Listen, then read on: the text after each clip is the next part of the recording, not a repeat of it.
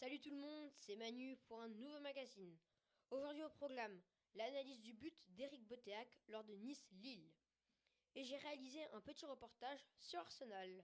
Allez, c'est parti pour l'analyse. C'est donc parti pour l'analyse du but d'Éric Botéac à la 55e minute de jeu lors d'OGC Nice-Lille, comptant pour la 3e journée de Ligue 1.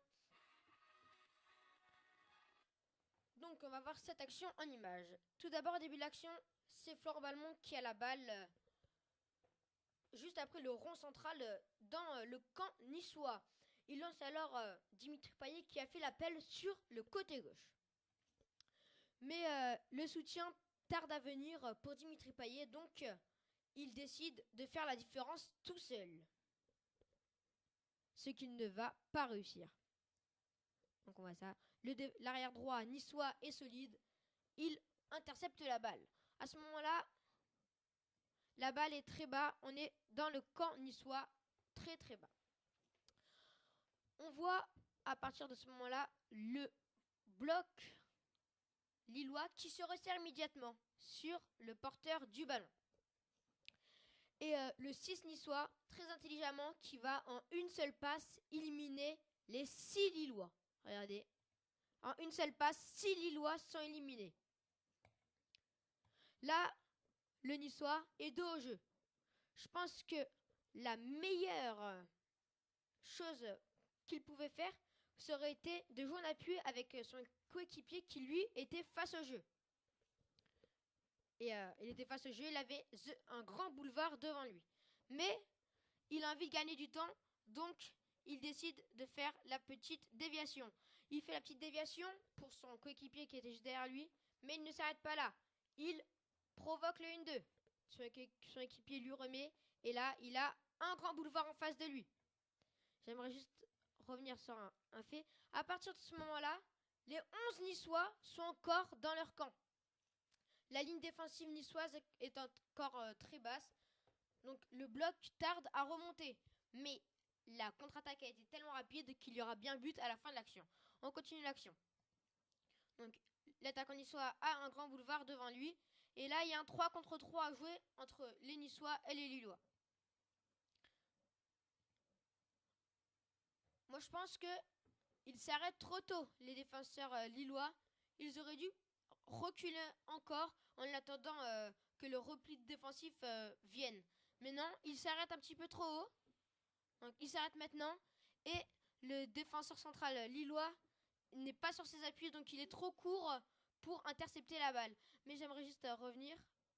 Regardez le positionnement de l'arrière droit lillois qui ne sert pas le buteur Éric Botéac qui passe dans le dos de la défense. Il aurait dû le serrer, le suivre. Mais regardez, il s'arrête, voulant jouer leur jeu, mais la passe dans le bon timing pour Éric Botéac dans l'intervalle, qui conclut après de près face à Michael Landreau. Voilà, c'était l'analyse du but d'Éric Botéac lors d'OGC Nice-Lille. Ne perdons pas plus de temps, partons immédiatement du côté d'Arsenal.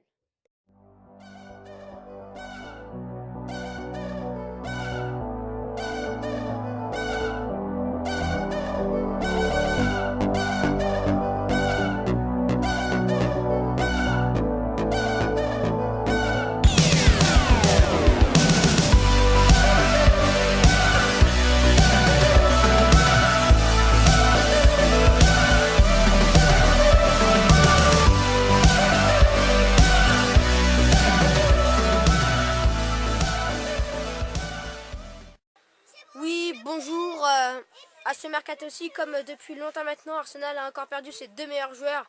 Cette année, c'est Robin van Persie et Alexandre Song. Qu'est-ce que ça vous inspire pour la suite? D'abord, bonjour. Oui, c'est vrai que c'est dommage pour Arsenal, une équipe qui peut avoir des ambitions avec un très bon entraîneur. C'est vrai qu'ils perdent souvent des bons joueurs, mais je pense qu'ils peuvent faire quelque chose malgré tout. Ça va être dur. D'accord, merci beaucoup. Au revoir. Merci, au revoir. Arsenal, durant ce mercato, a vendu deux de ses cadres, Robin van Persie et Alexandre Song. Qu'est-ce que ça vous inspire? Moi je pense que si Arsenal veut être au sommet de l'Europe, bientôt il faut qu'ils arrêtent de vendre leurs grands joueurs. Quand on voit les capacités de ces deux joueurs, tout ce qu'ils apportent à l'équipe, ils ne peuvent pas s'en passer pour gagner la Champions League, pour gagner la première ligue anglaise. Ils sont obligés de garder leurs grands joueurs. Pourquoi les dirigeants galèrent-ils à retenir leurs meilleurs joueurs? Parce que déjà ils gagnent aucun titre. Donc forcément après ça devient un peu chiant pour les joueurs de gros niveau comme Song, Fabregas, Nasri, Van Persie, bientôt Wilshere je pense. Et ils recrutent jamais personne de haut niveau. Ah, bon cette saison ils recrutent quand même Podolski et Cazorla, c'est des valeurs sûres du football mondial, ou du moins européen. Donc je pense d'ici là, ben, dans les années qui vont venir, ils vont quand même recruter des autres joueurs et les jeunes genre Gibbs ou Wilshere vont rester dans le club. D'accord, bah, merci beaucoup. Ensuite, cette année, le club peut-il viser mieux que les 5 premières places? Ouais, je pense qu'ils vont faire comme l'année dernière, la 3e place. Ça va mais, pas être trop difficile. mais en sachant que Chelsea s'est bien renforcé. Ouais, mais je pense que United cette saison ils vont terminer 4e ou 5e parce que ils ont trop d'attaquants. Du coup, avoir un souci d'ego parce que on regarde sur le banc.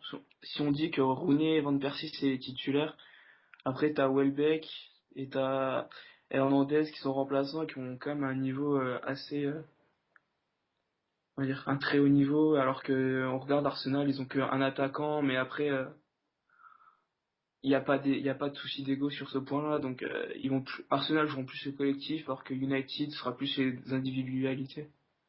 D'accord. Et Giroud en attaque, est-ce que ça fait le poids?